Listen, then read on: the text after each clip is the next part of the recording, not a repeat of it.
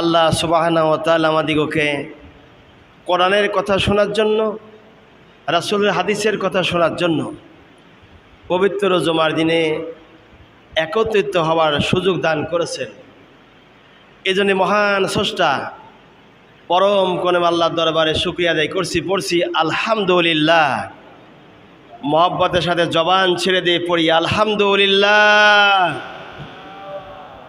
উপস্থিতি হাজিরিন, পবিত্র কোরআনে কারিমা থেকে আমি ছোট্ট একটি সূরা আসর নামে একটি পরিচিত সূরা, যা আপনাদের বাড়ির কাছে কর সূরা, দূরের না, আপনার বাড়ির কাছে কর সূরা। এই জন্যই বলছি আসর সূরা একেবারে ছোট সূরা, সবচেয়ে ছোট সূরা বলতে গেলে আসর সূরা, ছোট্ট একটি সূরা, যেই সূরাটি মাত্র 3টা আয়াত, একটি রুকু আছে, ছোট্ট সূরা।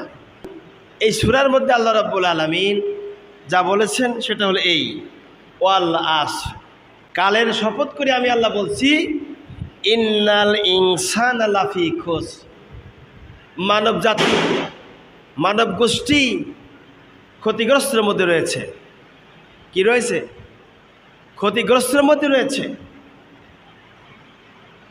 এখন প্রশ্ন হলো এই যে মানব জাতি ক্ষতিগ্রস্তের মধ্যে রয়েছে, কারা রয়েছে? কোরআনকে যদি প্রশ্ন করে, কোরআন মানব জাতি ক্ষতিগ্রস্তের মধ্যে রয়েছে, তারা কারা? পবিত্র কোরআনে কারীম জবাব দিয়েছেন এভাবে করে, ইল্লাল্লাযীনা আমানু ওয়া আমিলুস সলিহাতি ওয়া তাওয়াসাউ বিল হক ওয়া তাওয়াসাউ বিস সবর। আল্লাহ পাক জানিয়ে দিলেন, প্রথম নম্বর আয়াতে আল্লাহ বললেন ওয়াল আসর, কালের কসম, আসরের কসম আমি আল্লাহ করে বলছি, ইন্নাল ইনসানা লাফি খুসর, মানব জাতি ক্ষতিগ্রস্তের মধ্যে রয়েছে। এখন কোরআনকে প্রশ্ন করি, কোরআন কারা ক্ষতিগ্রস্তের মধ্যে রয়েছে আর কারা নাই, দুইটাই বলো দেখি।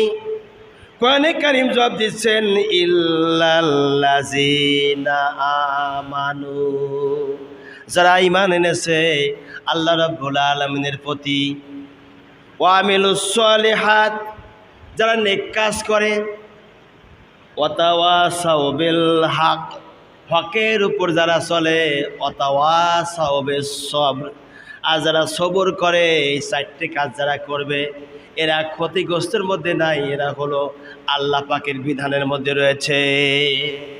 তাহলে আমরা বুঝলাম সরল তরজামার ভিতরে আল্লাহ রাব্বুল আলামিন জানিয়েছেন ইল্লাল্লাযীনা আমানু, যারা ঈমান এনেছে, এটা হলো 1 নম্বর কথা। ওয়া আমিলুস সলিহাত, আর যারা নেক কাজ করে, এটা হলো 2 নম্বর কথা। ওয়া তাওয়াসাউ বিল হক, 3 নম্বর হলো যারা হকের উপর চলে, হকের দাওয়াত দেয় সমাজের বুকে, সমাজ জামাত থেকে রাষ্ট্রীয় পর্যন্ত আল্লাহর দ্বীন কায়েমের জন্য যারা দাওয়াত দেবে, আর যারা ওয়া তাওয়াসাউ বিস সবর, যারা সবর করবে, তারা আল্লাহ রাব্বুল আলামিনের বিধানের মধ্যে, আইনের মধ্যে আছে, এরা ক্ষতিগ্রস্তের মধ্যে নাই। এখন প্রশ্ন হলো, ক্ষতিগ্রস্তের মধ্যে নাই তা তো বুঝলাম, তারা ক্ষতিগ্রস্তের মধ্যে কারা আছে? কোরআনে কারীম বলছেন ইল্লাল্লাযীনা আমানু, যারা ঈমান আনি নাই, 1 নম্বর যারা ঈমান আনি নাই, ওয়া আমিলুস সলিহাত, আর যারা সালাত আদায় করে না, আল্লাহ রাব্বুল আলামিনের নিয়ম অনুযায়ী সালাত আদায় করে না, ওরা ক্ষতিগ্রস্তের মধ্যে রয়েছে, এটা হলো 2 নম্বর। আর 3 নম্বরে হলো ওয়া তাওয়াসাউ বিল হক, হকের উপর যারা চলে না, হকের দাওয়াত যারা দেয় না, সমাজ থেকে রাষ্ট্র পর্যন্ত আল্লাহর দ্বীন কায়েমের জন্য যারা চেষ্টা করবে না, তারা ক্ষতিগ্রস্তের মধ্যে রয়েছে। আর 4 নম্বরে ওয়া তাওয়াসাউ বিস সবর, আর যারা বিপদ আপদ মুসিবতে সবর করে না, তারা ধৈর্য ধারণ করে না, ওরা হলো আল্লাহ রাব্বুল আলামিনের আওতার বাহিরে আছে, এরা হলো ক্ষতিগ্রস্তের মধ্যে রয়েছে, এরাই হলো জালেম। এখন আমরা বুঝতে পারলাম দ্বীনের দাওয়াত, তাওহীদের দাওয়াত, রিসালাতের দাওয়াত সমস্ত নবীরাই দিয়েছেন, এমন কোনো নবী নাই যে তারা দ্বীনের দাওয়াত দেয়নি, রিসালাতের দাওয়াত দেয়নি, তাওহীদের দাওয়াত দেয়নি।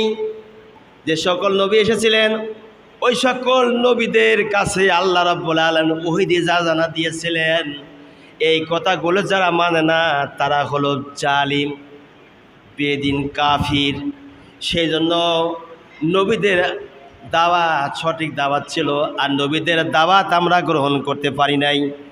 সেই নবীদের দাওয়াতের ব্যাপারেই আমি কয়েক জুমা ধরে আলোচনা করেছিলাম, যা ইব্রাহিম আলাইহিসসালামের জীবনী সম্পর্কের মধ্যে এসেছে।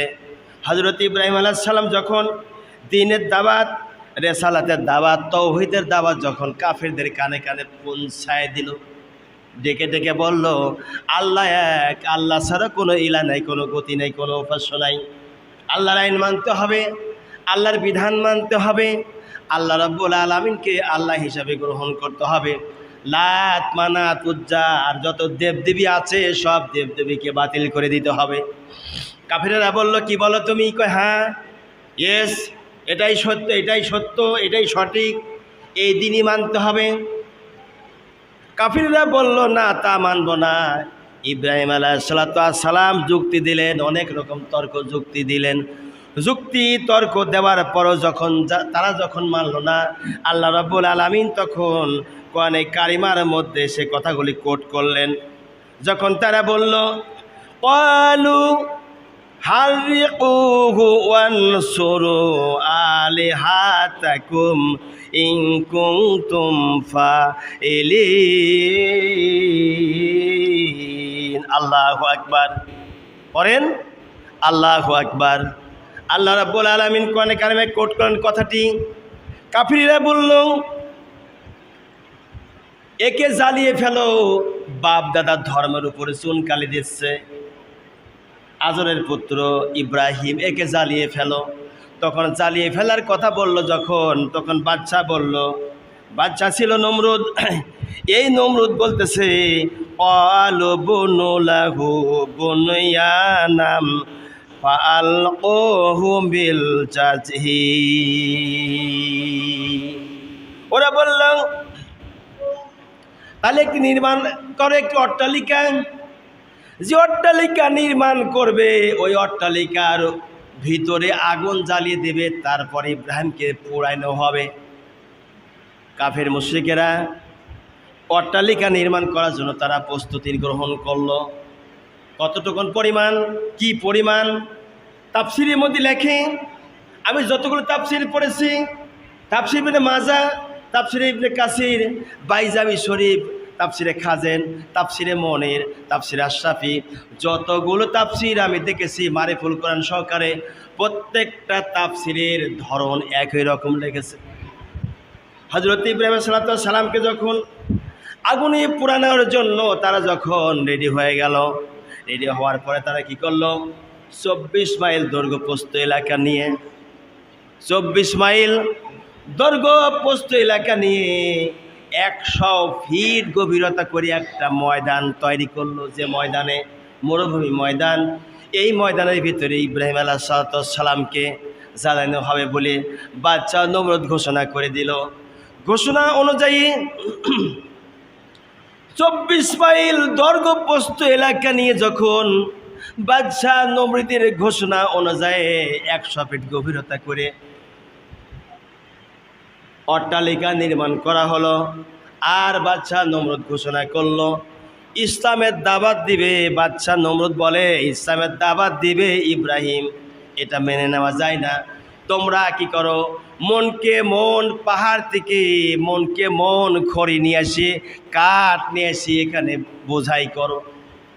সত্যি তাই করা হলো, মনকে মন কাঠ নিয়ে আসি বোঝাই করা হলো। অট্টালিকা নির্মাণ করেছে, সেই অট্টালিকার মধ্যে সমস্ত কাঠ ফেলে দেওয়া হলো, আর মনকে মন কেরাসিনের তেল সেখানে ঢেলে দেওয়া হলো। আজকাল তো কেরাসিনের তেল নাই, উঠে যাচ্ছে, উঠে আরও যাবে, যেটুকু আছে এটুকু থাকবে না। কারণ আল্লাহ রাব্বুল আলামিন এই দুনিয়াতে মানুষের মগজের মধ্যে এত বুদ্ধি ব্রেন দিয়েছে যা কোনো মাখলুকাতের মধ্যে আল্লাহ রাব্বুল আলামিন দেয় নেই। বলি সুবহানাল্লাহ। হযরতে ইব্রাহিম আলাইহিস সালামকে যখন পোয়ানোর জন্য 24 মাইল দৈর্ঘ্য প্রস্থ এলাকা নিয়ে 100 ফিট গভীরতা অট্টালিকা নির্মাণ করা হলো, তার ভিতরে বাচ্চা ইব্রাহিম সালামকে ফেলে দেওয়ার জন্য মনকে মন খড়ি দিয়ে আর কেরাসিন তেল মনকে মন ঢেলে দিল, আগুন জ্বালাই দিল। দাউ দাউ করে আগুন উঠতেছে। তাফসীরের মধ্যে লেখে, ইতিহাসের মধ্যে লিখেছে, অর্ধ মাইল উপর দিয়ে যত পাখিগুলি উড়ে উড়ে যাচ্ছিল, পাখিরা পুড়ে পুড়ে সঙ্গে সঙ্গে আগুনের মধ্যে যায়, মহত্বের মধ্যে ছাই হয়ে যায়।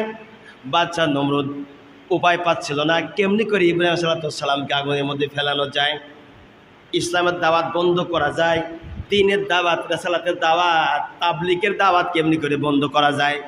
এই তাবলীগের দাওয়াত বন্ধ করতে হবে। সেই জন্য বাদশা নমরুদ 24 মাইল দৈর্ঘ্য প্রস্থ এলাকা নিয়ে 100 ফিট গভীরতার অট্টালিকা নির্মাণ করে আগুন জ্বালায় দিয়ে হতভম্ব হয়ে গেল, কেমনি করে ফেলায় দেব। শয়তান চিন্তা করলো আমার সন্তানেরা বিপদে রয়েছে, এই বিপদ থেকে উদ্ধার তো কোনো রাস্তা নেই, আমি ছাড়া পথ পাবে না ওরা। শয়তান এবারে সুন্দর লেবাস পোশাক পরিহিত অবস্থায় বাচ্চা নমরুদের কাছে হাজির হয়ে গেল। বাচ্চা নমরুদ দেখে বলতেছে, কে তুমি? কয়, আমি আপনার একজন হিতাকাঙ্ক্ষী। কেন আসছো? এই জন্য এসেছি ইব্রাহিমকে আগুনে পোয়ানোর জন্য আপনি চেষ্টা করতেন, কিন্তু হতবুদ্ধি হয়ে গেছেন, পারছেন না। আমি আপনাকে পরামর্শ দেই, আমি চরক গাছা তৈরি দেখেছিলাম জাহান্নাম জান্নাত যখন ভ্রমণ করেছিলাম, সেই সময় আমি চরক গাছা দেখেছিলাম কেমনি করে মানুষকে জাহান্নামের মধ্যে দিচ্ছে আল্লাহ রাব্বুল আলামিন। সেই ইতিহাসগুলো ইবলিস শয়তান নিজে নিজে দেখেছিল। সেই জন্য ইবলিস শয়তান বলল, জঙ্গল থেকে বড় একটা গাছ নিয়ে আসো।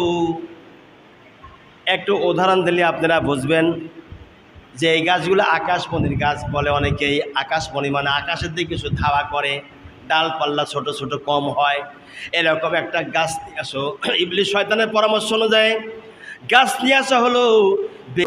বেবিলিন শহরের পাশাপাশি যে ময়দান ছিল, ওই ময়দানে বাদশা নমরুদ অট্টালিকা নির্মাণ করেছিল, সেখানে নিয়ে এসে হাজির করা হলো। হাজির যখন হয়ে গেল, অট্টালিকা নির্মাণ করার পরে হাজির করলো ইব্রাহিমকেও। হাজির করার পরে আগুনে কিভাবে ফেলবে, গাছ তো আনা হলো। শয়তানের পরামর্শ অনুযায়ী চরক গাছা তৈরি করলো। এরকম ফ্যান যেমন 3টা পাখা আছে, চরক গাছার পাখা তৈরি করলো। আর প্রাইমারি স্কুলে, হাই স্কুলে, কলেজ, ভার্সিটিতে দেখা যায় পতাকা উড়ায় দেয়, নিচ থেকে একটা দড়ি বেঁধে দেয়, বড় একটা বাঁশ রাখা হয়, এই বাঁশের সঙ্গে দড়ি রেখে দেওয়া হয়, আর দড়ির সাথে একটা পতাকা বাঁধা হয়। এই পতাকা যখন প্রয়োজন তখন এক সাইডে দড়িটা টান দিলে আর এক সাইডে উপর দিকে যায়। বাদশা নমরুদ ইব্রাহিম আলাইহিস সালামকে যখন তিনি ফ্যানের মতো করে 3টা পাখা তৈরি করলো, করার পরে গাছের সঙ্গে যখন পাখা বাঁধলো, ইব্রাহিম সালামকে পাখার এক সাইডে বাঁধলো। বাঁধার পরে ওই যে কথা বললাম, কলেজ, ভার্সিটি, প্রাইমারিতে যখন দড়ি টানানো হয়, বাঁশের সঙ্গে লাল সবুজ পতাকা, এক সাইডে দড়ি টান দিলে আর এক সাইডে পতাকা উঠে যায়, আর এক সাইডে টান দিলে প্রয়োজন অনুযায়ী নিচে নামানো যায়। বাদশা নমরুদ চরক গাছা তৈরি করলে ভাবে করে, চরক গাছা তৈরি করার পরে বাদশা নমরুদ চরক গাছা তৈরি করে ইব্রাহিম আলাইহিস সালামকে উঠানোর চেষ্টা করলো। এক এক করে অনেক চেষ্টা করলো, কিন্তু কোনো চেষ্টায় কোনো কাম হলো না। শত শত মানুষ চরক গাছা ধরে উঁচু করার চেষ্টা করলো, উঁচু হলো না। শেষ পর্যন্ত বাদশা নমরুদ ব্যর্থ হয়ে যায়। ইবলিস শয়তান চিন্তা করলো, আমার সন্তানেরা বড় কষ্ট পাচ্ছে, এখন তো পরামর্শ করার দরকার, কি পরামর্শ দেব? এ মতে ইবলিস শয়তান পরামর্শ দিল, এই ময়দানেতে 40 জন সুদক্ষ পুরুষ আর 40 জন মেয়েকে আনা হোক। 40 জন পুরুষ আর 40 জন মেয়েকে তারা হাজির করলো। শয়তান বাচ্চাকে পরামর্শ দিল, জাহাপানা, আমার কথা অনুযায়ী এই 40 জন মেয়ে 40 জন পুরুষকে হাতে মদের বোতল তুলে দেন। মদের বোতল তারা মদ পান করবে, একে অপরে কাপড় খুলে ফেলবে, জেনা ব্যভিচারী শুরু হয়ে যাবে, নাচ গান বাজনা শুরু হবে। আর সেই সময় আল্লাহর রহমতের ফেরেশতা এইটা ছেড়ে দিয়ে চলে যাবে। কেননা এই চরক গাছাকে একজন নয়, দুইজন নয়, 70,000 আল্লাহর রহমতের ফেরেশতা চরক গাছা ধরে রাখেছে। চরক গাছা সারা দুনিয়ার লোক মিলেও যদি উঁচু করে, উঁচু করতে পারবে না। শয়তানের কথা অনুযায়ী 40 জন পুরুষ 40 জন মেয়েকে একত্রিত করা হলো, হাতে মদের বোতল তুলে দেওয়া হলো। মদের বোতল তারা হাতে নিয়ে মদ পান করা আরম্ভ করলো। ওরা আগলাই পাগলামি শুরু করলো, গায়ের কাপড় খুলে ফেললো, ছেলেও খুললো মেয়েও খুললো, একে অপরে জেনে ব্যবসায়ী ধর্ষণ শুরু হয়ে গেল। রহমতের ফেরেশতা সেখান থেকে চলে গেল। এবার ইবলিস শয়তান বলছে এবার চরক গাছা উত্তোলন করা হোক। চরক গাছা যখন তোলায় সঙ্গে সঙ্গে চরক গাছা উপরের দিক হয়ে গেল। উপরে যখন খারাপ হয়ে গেল, নিচ থেকে চরক গাছা ঘুরে নিয়ে শুরু করলো। আল্লাহ রাব্বুল আলামিনকে আল্লাহর রহমতের ফেরেশতারা ডেকে বলছে, রব্বুল আলামিন তোমার বন্ধু খলিলুল্লাহ আগুনের মধ্যে পড়ছে, তুমি কি দেখো না? আল্লাহ বলেন রাখ, কেমনি আগুনে পড়ে আমি আল্লাহ দেখতেছি, একটু অপেক্ষা করো। ইবলিস শয়তানের পরামর্শ অনুযায়ী চরক গাছা যখন উপরে তুললো, চরক গাছা ঘোরানো শুরু করলো। চরক গাছা ঘুরতেছে, ধানের মধ্যে পোকা থাকে, দেখবেন এক জাতীয় ফড়িং থাকে। ধানের উপরে পাতার উপরে ফড়িং বসে না? ফড়িং বসে। এই ফড়িং ছটছট করে এক ধানের পাতা থেকে আরেক ধানের পাতার উপরে বসে। ইব্রাহিম সাল্লাল্লাহু সাল্লামকে যখন চরক গাছা ঘোরানো হবে, নিচ থেকে দড়ি কেটে দেওয়া হবে, আর শট করে ফড়িং পোকার মতো আগুনের মধ্যে পড়বে। বাচ্চা এই কথা শয়তানের মুখ থেকে শোনার পরে বলছে, পরামর্শ শুনে মনে হচ্ছে তোমাকে আমি সেজদা করি। নওয়াজুবিল্লাহ। আল্লাহ রাব্বুল আলামিন কোরআনে কারিমার মধ্যে সে কথা কোট করেছেন। বাচ্চার এই কথাটি আল্লাহ রাব্বুল আলামিন এই পৃথিবীতে যত জালেম শাসক এসেছে, প্রত্যেকটা জালেম শাসকের কথাগুলো রব্বুল আলামিন কোরআনে কারিমের মধ্যে কোট করলেন। যখন তাকে আগুনের ভিতরে ফেলে দেওয়ার জন্য বাচ্চা নমদের লোকেরা নিচ থেকে যখন দড়ি কাটলো, আগুনের ভিতরে স্পষ্ট করবে না করবে এই অবস্থায় বাচ্চা নমরুদের প্রধানমন্ত্রীর নাম ছিল হামান। হামান বলতেছে, জাহাপানা আপনিও জানেন আমিও জানি স্রষ্টা একজন আছে, কিন্তু গায়ের জোরে আমরা যে টিকে রয়েছি, ক্ষমতার লোভে আমরাকে টিকে থাকতে চাচ্ছি। এই ক্ষমতার লোভ, গায়ের জোরকে টিকে রাখার জন্য আমরা নিজেকে মিথ্যাকে সত্য বানাইয়া লোকদের কাছে চলাফেরা করতেছি। সেই জন্য ইব্রাহিম যে ধর্ম নিয়ে আসছে ওই ধর্মটাই সঠিক। অতএব ইব্রাহিমের গায়ে আপনার জামাটা পরাইয়া দেন। ইব্রাহিম তো পড়বে না, সুতরাং যখন পড়বে না আমরা লোকদেরকে বলবো, শোনো ইব্রাহিম আলাইহিস সালাম আগুনের পূজা করেছে, তাই সে পুরি নাই। আর বিশেষ করে জাহাপানা বাদশার জামা তাকে পরা দেওয়া হয়েছে, বাদশার জামার সম্মানের খাতিরে তাকে পরানো হয় নাই। এই কথা বলে হামান যুক্তি দিল। যুক্তি অনুযায়ী ইব্রাহিম সালামকে গায়ের জামা পরাই দিল। বাদশার নমরুদের গায়ের জামা পরা দিয়ে যখন আগুনের মধ্যে তাকে ফেলে দেওয়ার জন্য চরক গাছা ঘোরানো হলো, চরক গাছা ঘোরানো হলো, এদিকে জেনা ব্যভিচারী ধর্ষণ চলছে। 40 জন মিয়া 40 জন পুরুষ। তাফসিরে মাজার ঈশ্বরের মধ্যে লেখে, এই 40 জন পুরুষ 40 জন মেয়ে যখন ধর্ষণ জেনা ব্যভিচারী শুরু করলো, মদ পান শুরু আরম্ভ করে দিয়েছে, আল্লাহ রহমতের ফেরেশতা চলে গেল। আর তখন বাচ্চা নমরুদের লোকেরা নিচ থেকে দড়ি কেটে দিল। সঙ্গে সঙ্গে ইব্রাহিম আগুনের ভিতরে ঝেঁপে পড়ল। ঝেঁপে পড়তে না পড়তেই আল্লাহ পাক জানা দিলেন, ইয়া নারুকুনি বারদা ও সালামান আলা ইব্রাহিম। আল্লাহু আকবার। জবান খুলে পড়েন আল্লাহু আকবার। হযরত ইব্রাহিম সাল্লাল্লাহু সালাম আগুনের ভিতরে যখন পড়ে গেল, আল্লাহ রাব্বুল আলামিন বললেন, রে আগুন খবরদার, আমার ইব্রাহিমের জন্য তুই শীতলদায়ক হয়ে যা, আরামদায়ক হয়ে যা, একটি পশমও পুরাতে পারবি না, আর পশমের গোড়াও যেন ঠান্ডাও না হয়ে যায়, না গরম না ঠান্ডা, শীতল আরামদায়ক হয়ে যাবি।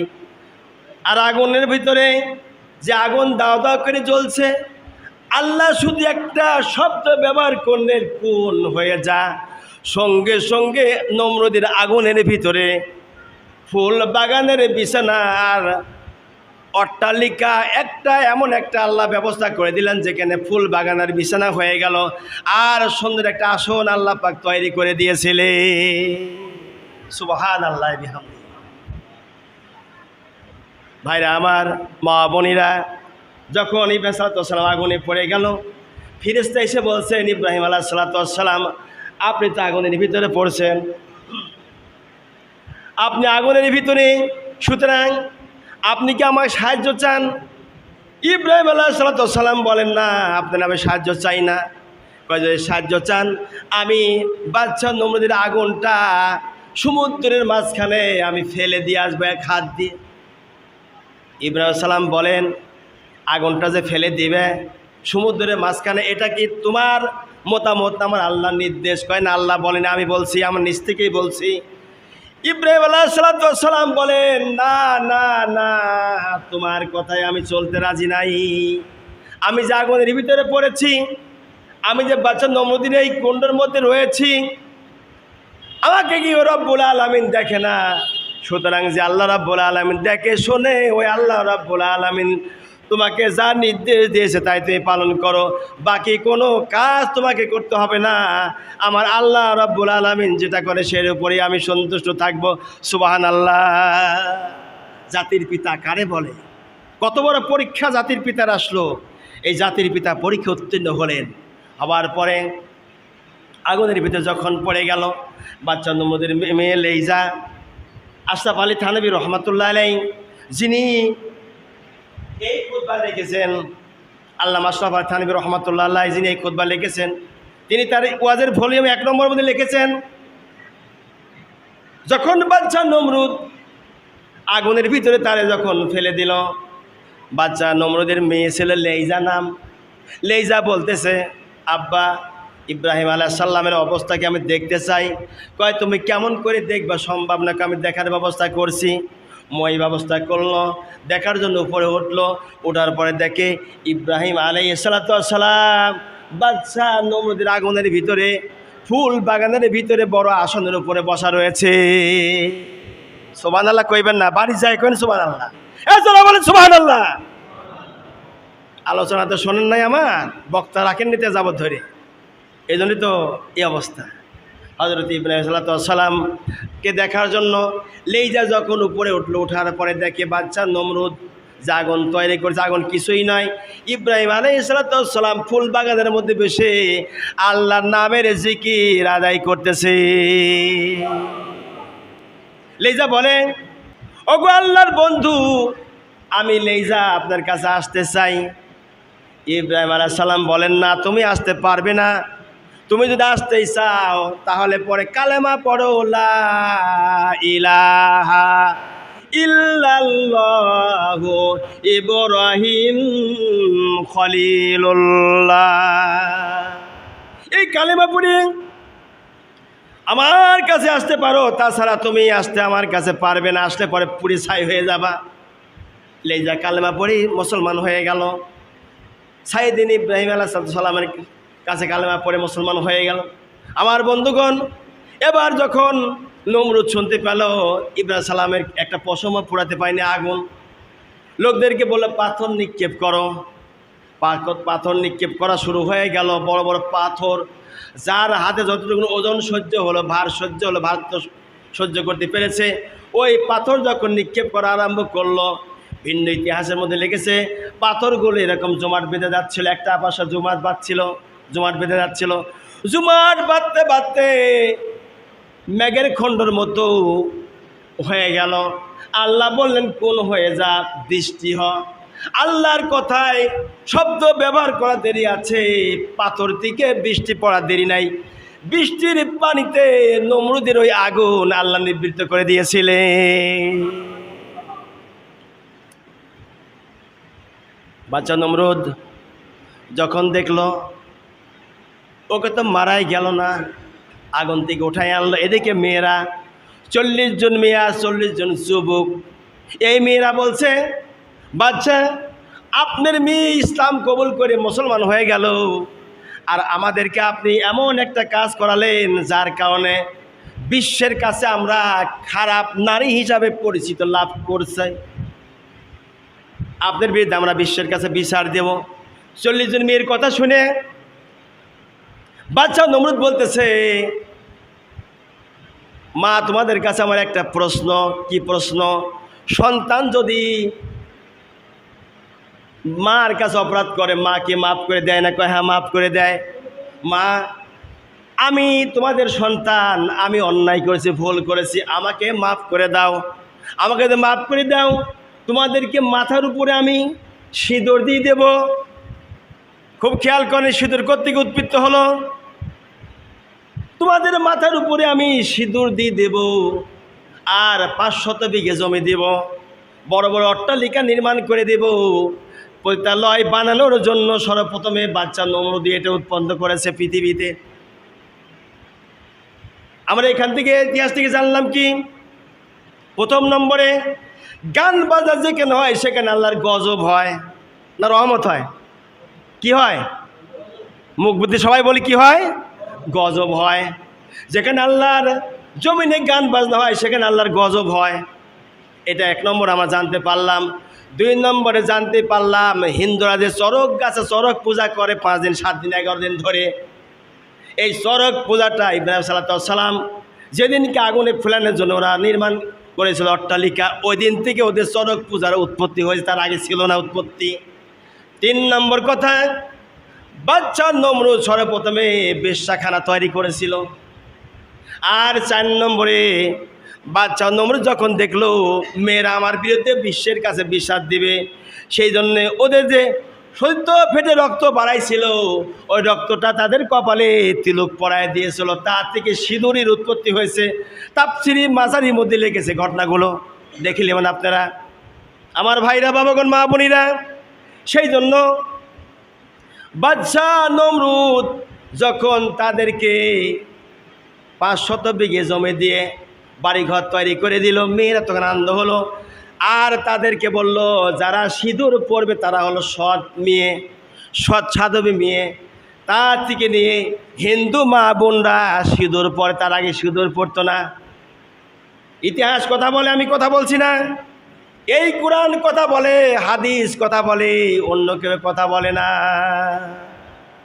আজকে যে আলোচনা করা হলো, এই আলোচনাগুলো থেকে আমরা যা জানলাম, যেন আল্লাহ রাব্বুল আলামিনের বান্দা আমরা, আল্লাহর বান্দার দায়িত্ব কর্তব্য হলো ইসলামের দাওয়াত দেওয়া, দ্বীনের দাওয়াত দেওয়া, তাবলীগের দাওয়াত দেওয়া, রিসালাতের দাওয়াত দেওয়া। এই দাওয়াত মানুষের কানে কানে পৌঁছাইতে হবে, আর নামাজের জন্য মানুষকে আহ্বান করতে হবে, ইসলামকে জমিনে কায়েম করার জন্য চেষ্টা করতে হবে, সংগ্রাম করতে হবে। এটা হলো আল্লাহ দায়িত্ব আমাদের দিয়েছেন। আর যদি দায়িত্ব পালন না করে মারা যায়, নিজেরা টুকটাক নামাজ পড়লাম, প্রতিবেশী নামাজ পড়ে না, গ্রামবাসী নামাজ পড়ে না, আপনি একা নামাজ পড়লেন, নামাজ ওই নামাজ নামাজ নয়, ওটা হলো মুনাফিকের নামাজই। আপনি আপনার বাড়ির ভিতরে কাল গুপ্ত সাপ পালতেছেন, আর আপনি নামাজ পড়ে নিজেকে দেখা যান নামাজি না, হবে না। আপনি নামাজ পড়তে হবে, আপনার ছেলে মেয়ে বিবি বাল বাচ্চা নামাজ পড়াইতে হবে, প্রতিবেশীর হক আদায় করতে হবে। নামাজ তারা পড়ে কি পড়ে না? যে পড়ে তার কাছে যায় দিনের দাওয়াত দেন, তাবলীগের দাওয়াত দেন, গায়ে হাত দিয়ে মাথায় হাত দিয়ে তাদেরকে হাত পা বোলায় বলেন বাবা নামাজে চলো। নামাজ ছাড়া গতি নাই। কিয়ামতের দিন কোনো কথার হিসাব নেবে না। চেয়ারম্যান ছিল, মেম্বার ছিল, এমপি ছিল, মিনিস্টার ছিল, মন্ত্রী ছিল, প্রধানমন্ত্রী ছিল, বাচ্চা ছিল, রাজা ছিল, এই কথা জিজ্ঞাসা করবে না। জিজ্ঞাসা করবেন সর্বপ্রথমে বান্দা নামাজ পড়েছো কিনা। নামাজ নামাজ নামাজ, আসসালাত আসসালাত ওয়া মা মালাকাত আইমানুকুম, নামাজ নামাজ নামাজ। হে আমার উম্মতরা, নামাজ ছেড়ে দিও না, নামাজ ছেড়ে দিও না।